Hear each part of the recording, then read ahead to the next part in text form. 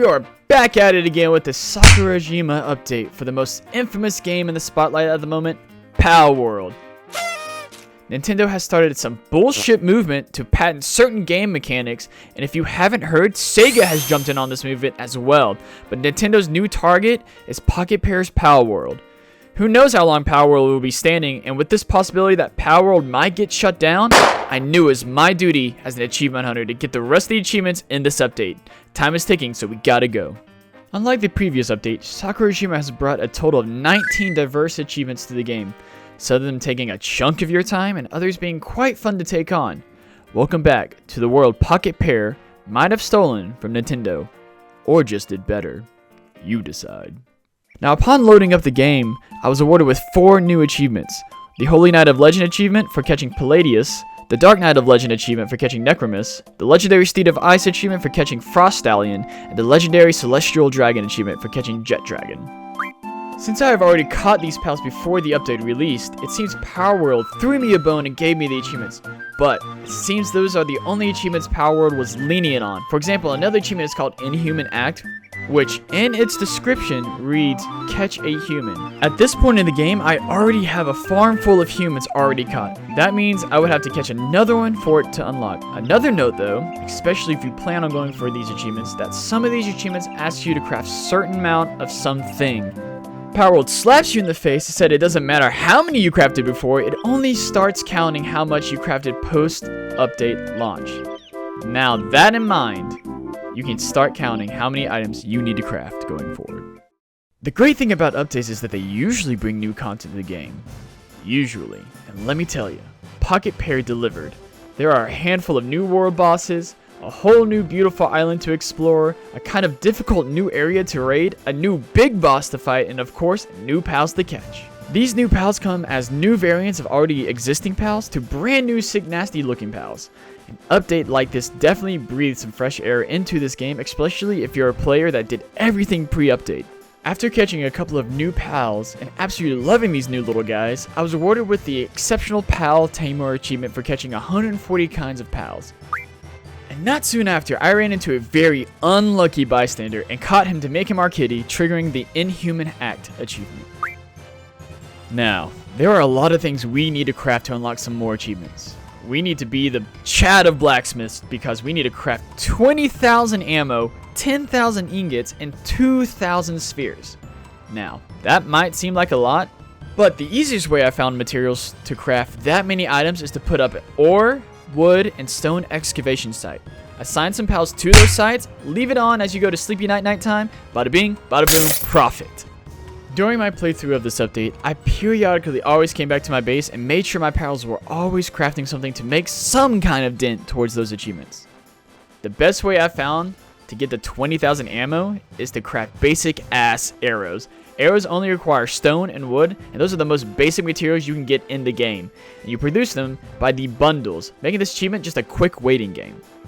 I also made spheres and ingots alongside the ammo because I'm an efficient badass boy who doesn't like wasting time. I made certain ingots to craft new armor and weapons, and afterwards just pulled all my money together into making iron ingots. And I did the same with spheres, making enough high-level spheres to catch all the new pals easily, and also creating the second and third tier spheres to make catching low-level pals 100% of the time. As I waited for my abundant supply of items to be produced, I hunted for another collectible in the game, called Lifmunk Effigies. We need to collect 255 of these glowy bad boys to unlock another achievement. The best thing about these collectibles is that there is more than enough to easily collect the required amount, and to make it even easier, they glow in the dark. Honestly, collecting these little guys hit the dopamine in me so hard. It was so satisfying to fly up high to see the cluster of these glow-in-the-dark Funko Pops and zoom over to them, and after you collect 255 of these epic effigies, you get the Guru of the Islands achievement. I had a good bit of time left on my hands, so I decided to take my chances with a new raid area, the Oil Rig. There's an achievement tied to conquering and taking control of the new established oil rig, and this area is no joke. Every enemy is at max level, and they even send out their own pals to fight you. This place is a fortress, and my first attempt didn't go as well as I wanted it to. There's the oil rig. We're going to head towards it now. Hopefully it's not as hard as I think it is. What the? What's that? What the hell is that? Oh, no, no, my jet rocket. No. What is that? What kind of oil rig has a freaking laser?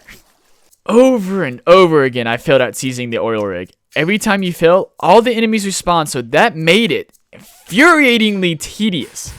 Shutting down each and every single laser and turret takes priority, all the while taking out the enemies that are strewn across the oil rig.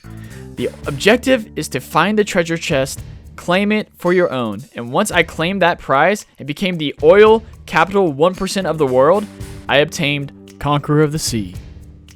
You know what? Trump would be jealous. I got oil and both my ears. After my long, arduous journey of facing off against the oil rig, I returned to my base from kicking ass and taking places, and was finally rewarded the Blood and Iron achievement for crafting 20,000 ammo.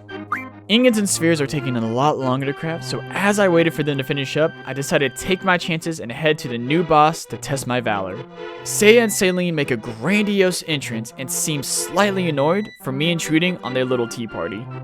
This new pal and character are quite easy on the eyes, and it didn't take much to put them in their place and gain the achievement Blossom Sovereign. 16,000, come on.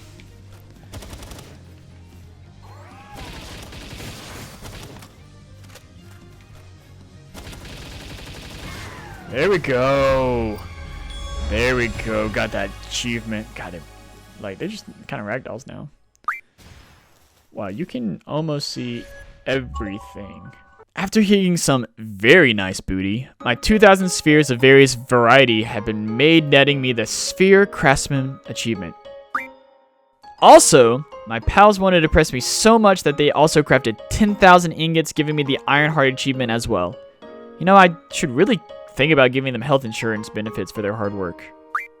Now with all these spheres made, I have to go out into the world and capture a butt ton of pals for multiple reasons and achievements. Now there is a new mechanic in the game where every once in a while, a meteor falls from the sky and crashes into the ground, revealing a new material and a new pal from outer space. With this in mind, I got pretty lucky. The first one that fell, I got the rarest pal in the game, and the second meteor that fell, I got Celine. And I'm pretty happy with having another beautiful new pal to the team. Now we have to catch a total of 1,000 pals to get another achievement, but I'm going to efficiently use my time to make headway towards another achievement. I primarily focused on catching only these 6 pals: Lamball, Cativa, Chickpea, Cremus, Gumas, and Foxparks. I started at the beginning area and went on a catching frenzy back to my base.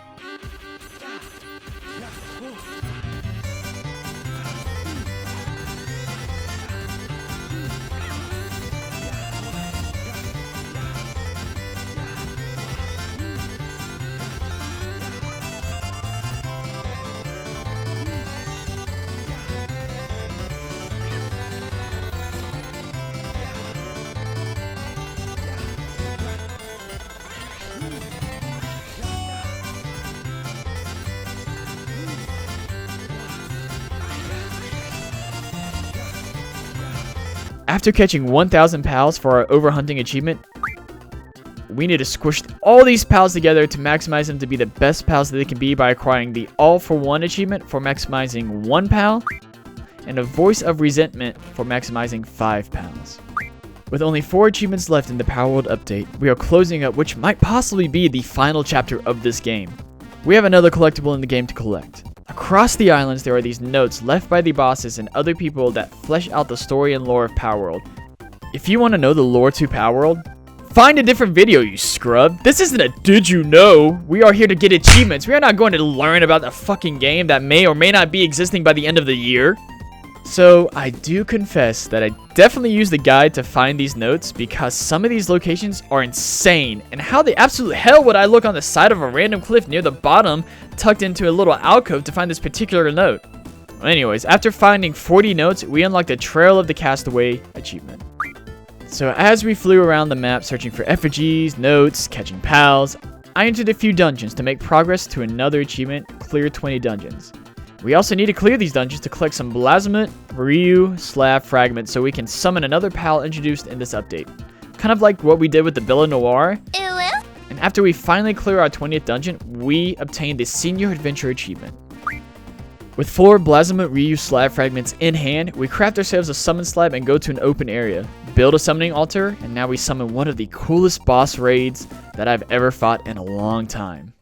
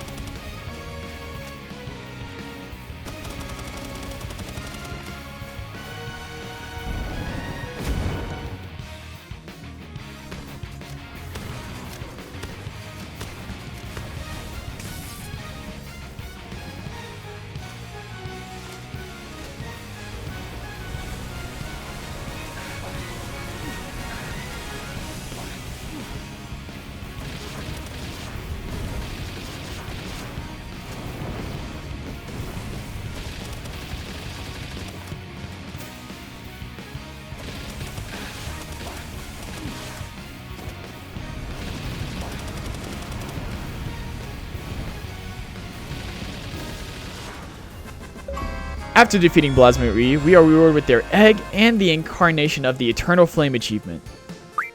We have one final achievement left, and I purposely left this achievement for last. Since we have defeated every single boss in the game, we have unlocked hard mode for each boss. All we have to do is beat our face against the wall and go through a gauntlet of each boss on their hard mode.